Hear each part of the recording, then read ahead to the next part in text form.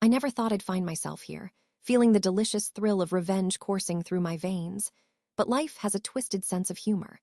My name is Clara Belden. I'm 28, and I live in Ravenswood, Illinois. Let me share what led me down this path, where trust burned like a match in the rain, and betrayal left me feeling like I was drowning in a glass of water. Last summer, I found myself drifting back into the orbit of my ex-boyfriend, Jard. He'd enlisted in the army and was preparing for a deployment in just a few short months.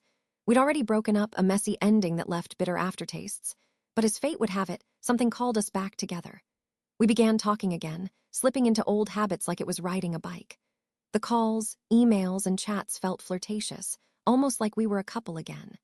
My heart, foolishly hopeful, began to dance along with the idea of rekindling what we once had. It was surreal. Time faded, and soon enough his deployment day loomed nearer. On a whim, I decided to drop by his house, where he lived with his mom. I had been on semi-good terms with her, and she'd always treated me like family. I left a small gift and a note on the porch, just to show my support, not fully aware of the storm brewing beneath the surface. When I returned home, my heart dropped into my stomach when I received a letter from his mother. The fury in her words hit me like a brick wall. She accused me of trying to ruin her son's life. She called me a whore for sleeping with him before marriage. The irony of her stance gnawed at me. I vividly recalled stories she told about her own rushed wedding, one that was a shotgun arrangement thanks to her own unexpected pregnancy. Why the hypocrisy? But I was left reeling. I had no idea Jard had moved on, let alone that he was engaged, or worse, married. The revelation twisted like a knife in my gut.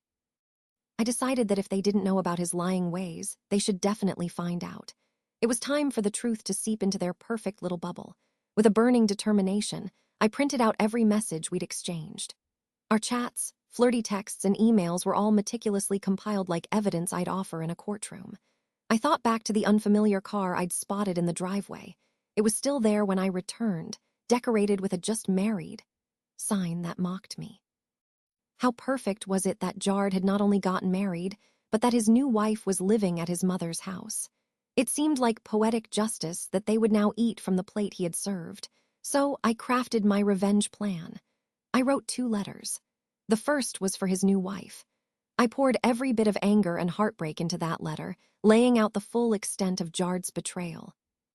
I included evidence, the receipts of his countless lies, aware that the raw truth would tear through any remaining naive belief she might have in him. The second letter was aimed at his mother. I reminded her of her own hasty marriage, and how ironic it was that she accused me of being the problem instead of reflecting on her son's actions. It ended with the pointed reminder that now his wife would know exactly what kind of husband she was stuck with. With a wicked sense of satisfaction, I sent both letters with a tracking requirement, ensuring they'd be opened immediately. The last message I shot off to Jard was short but impactful. "You're dead to me." I wanted him to sit in the dark, knowing the storm I was unleashing upon him. Now, you see, back in those days, email security wasn't as tight. I still had access to his account since he'd used my laptop before. It felt like peeking through the keyhole into someone else's life, the rawest form of snooping. I couldn't resist. Over the next couple of days, I logged in and watched the chaos unfold. The moment I saw his wife's response to my letter, my heart raced. She absolutely ripped him apart. Apparently, while they were on their honeymoon, he'd sneak out to grab ice, but decided to sneak a call to me instead. Talk about a slap in the face. If only I could have seen his expression as he read her furious words. Then I caught wind of an email from his mother where she was raging at him, furious that he'd created this maelstrom, now sweeping through their lives. I could almost hear her voice in my head, admonishing him for being an idiot. There, amidst all the chaos, I felt the satisfaction of being the puppet master behind the curtain, orchestrating a show that was brilliantly awful for him. As weeks passed, I watched Jard scramble to fix his mess, attempting to win over his new wife with desperate emails flooded with apologies and promises of change. It was the kind of turn of events that felt surreal, like a dark comedy. I couldn't help but chuckle at the irony. Here was a man who thought he could play both sides, and now he was trapped in his own web of deceit. Did they ever get divorced? I don't know, and honestly, I don't care.